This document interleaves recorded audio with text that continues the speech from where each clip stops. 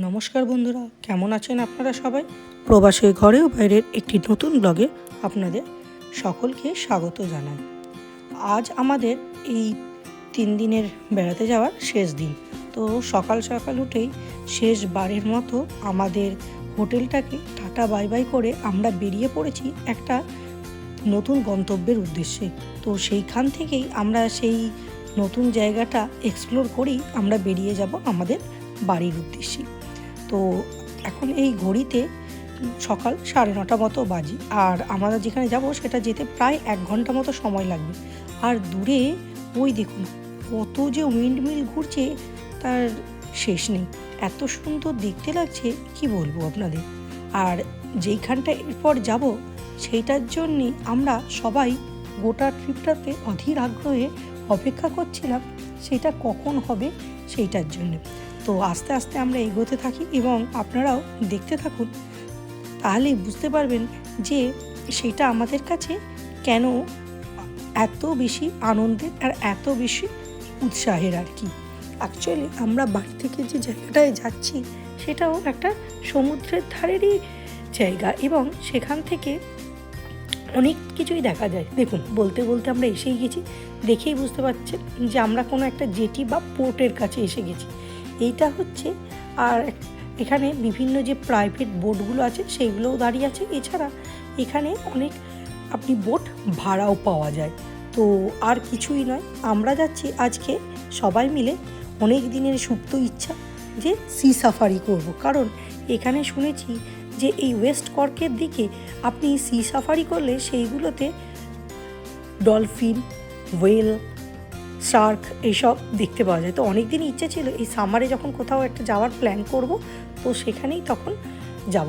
তো সবাই সেই জন্য একদম রেডি হয়ে সবাই বসে পড়েছি। আর আমাদের যিনি নাবিক প্লাস গাইড তিনি এখন পুরো বোটটাকে ভালো করে একবার চেক করে নিচ্ছেন এবং তার সাথে সাথেই উনি সবাইকে সব রকম ইনস্ট্রাকশানও দিচ্ছেন এবং সবার জন্য দেখিয়ে দিচ্ছেন যে কোথায় লাইফ জ্যাকেট আছে, কোথা থেকে কোন ভিউটা হলে ভালো লাগবে। আর এই হচ্ছে ওনার চালকের আসন, আর ভেতর থেকেও আপনি যদি দেখতে চান তো সেইটাও আছে। এইসবই বিভিন্ন উদাহরণ দিচ্ছেন, কিন্তু উনি বলেছেন যে অন্যরা যদি লাইফ জ্যাকেট না পরে তাতে চলবে, কিন্তু যারা বাচ্চা তাদেরকে অবশ্যই লাইফ জ্যাকেট পরতে হবে আর কি। তো সেই মতো কথা।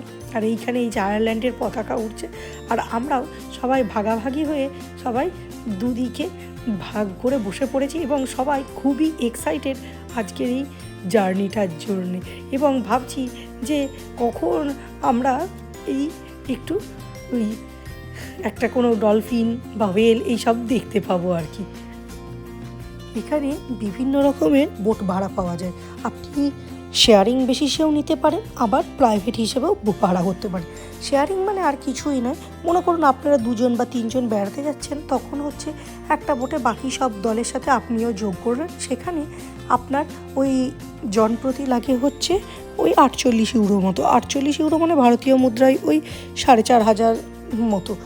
আর আপনি আরেকটা অপশান থাকে প্রাইভেট বোট, মানে যাদের মনে করুন মোটামুটি 12 জনের কাছাকাছি একটা গ্রুপ থাকে, তারা করে কি একটা গোটা প্রাইভেট বোটকেই ভাড়া করে না। আমাদের যেহেতু অনেকজনই ছিল তো আমরাও একটা পুরো বোটকে ভাড়া করে নিয়েছিলাম, যাতে আরও বেশি মজা হবে এবং আরও সবাই মিলে জিনিসটাকে এনজয় করতে পারবো আর কি।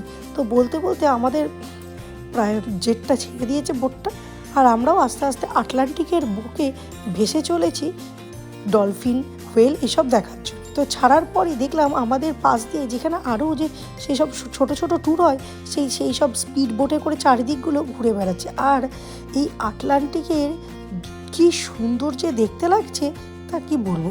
এমনিতে আমার জলেতে প্রচণ্ড ভয়, কিন্তু আজ যেহেতু একটা বড় বোটে আছি আর সবাই মিলে যাচ্ছি, ভয়টা একটু হলেও কিছুটা কম লাগছে আর কি। কিন্তু কিছুক্ষণ যাওয়ার পর থেকেই যেই আটলান্টিকের জলের দুলুনে শুরু হলো, অমনি আর ভয় যায় কোথায়, অমনি বুকের মধ্যে একদম দুরু দুরু ভাব।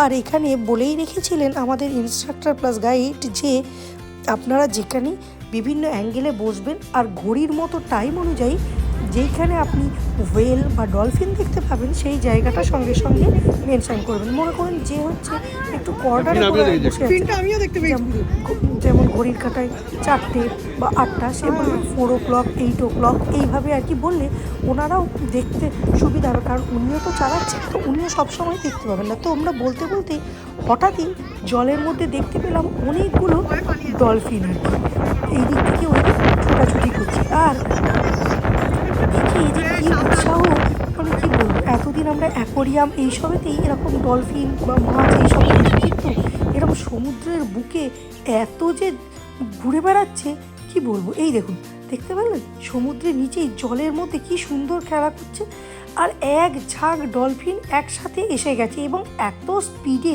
তারা চারিদিকে এই বোটের সাথে সাথে ঘুরে বেড়াচ্ছে। তা কি আনন্দ যে দেখে লাগছে কি বলবো আপনাদের, আর কি স্পিডে ওরা দৌড়চ্ছে, মনে হচ্ছে যেন একটা স্পিড বোট বা মোটর ওদের সাথে যেন লাগানো আছে, কি দৌড়াদৌড়ি করছে, মানে আমাদের যে বোটটাও যাচ্ছে আর ওরা ওইটার সাথে ওই আওয়াজে আওয়াজে খেলা করছে আর কি। তো সবাই ওর জন্য ক্যামেরা নিয়ে যে কোন দিকে দেখবো, আর তার সঙ্গে এই সমুদ্রের একটা যে প্রচণ্ড দোল সেইটাও আমরা খেয়ে চলেছি, মানে কি এত সুন্দর, সবাই সব দিকে দেখতে পাচ্ছে, সবাই সব রকম টাইমে বলে যাচ্ছে যে আমরা সব দিকে দেখতে পাচ্ছি। অবশেষে দেখা গেল যে এক ঝাঁক ডলফিন আমাদের বোটটাকে ঘিরে পুরো খেলা করছে আর কি, মানে ওরাও তালে তালে খেলা করছে। তো আমরা ডলফিন দেখে যতটা উৎসাহী ছিলাম তার সাথে ভাবছিলাম যদি আমরা মিঙ্কি হুয়েলকেও দেখতে পাই খুব ভালো হয়, কারণ গতকাল যারা এই ট্যুরটা করেছিলেন তারা নাকি দেখতে পেয়েছিল। তো আমরা ডলফিন দেখে তো খুবই আনন্দিত ছিলাম। আর এই মিঙ্কি হুয়েলগুলো বলে নাকি 5-5.5 মিটার মতো লম্বা হয়, আর দূর থেকে ফোয়ারার মতো নিঃশ্বাস যখন নেয় দেখতে পাওয়া যায়। কিন্তু দুর্ভাগ্যবশত আমরা আজকে কোনো হুয়েল দেখতে পাইনি, তবে ডলফিন দেখে আমরা খুবই খুশি ছিলাম, কারণ এত ডলফিন এর আগে কোনো দিন আমরা একসাথে তো চোখে দেখিনি। খুব ভাল লেগেছিলো আর কি, মানে এত আনন্দ করেছি কি বলবো, সবাই দেখে মানে আনন্দে চিৎকার করছি যে কি সুন্দর। এই বোট সাফারিগুলো মোটামুটি ওই 3-4 ঘন্টার মতো হয় আর কি। তো 3-4 ঘন্টা সমুদ্র পৃষ্ঠে থাকার পর আমরা ফিরেই সবাই খুবই ক্লান্ত এবং ক্ষুধার্ত আর কি। তো তাই সবাই একদম সোজা চলে এসেছি রেস্টুরেন্টে এবং কোনো দিকে না তাকিয়ে একদম সোজা খাবারের অর্ডার দিয়ে ফেলেছি। দিয়েই আস্তে আস্তে সব খাওয়া দাওয়া করেই এবার যে যার গন্তব্যে আবার বাড়ি ফেরার উদ্দেশ্যে ফিরছি, আর সেই একই রাস্তা ধরে যেখানে আমরা উইন্ডমিল দেখেছিলাম সেই রাস্তা ধরেই আবার ফিরে চলেছি। যাই হোক, আজকের ভিডিওটা তাহলে এই পর্যন্তই। ভিডিওটা যদি ভালো লেগে থাকে লাইক করবেন, কমেন্ট করবেন, শেয়ার করবেন, আর যারা এখনও সাবস্ক্রাইব করেননি অবশ্যই সাবস্ক্রাইব করবেন। ধন্যবাদ।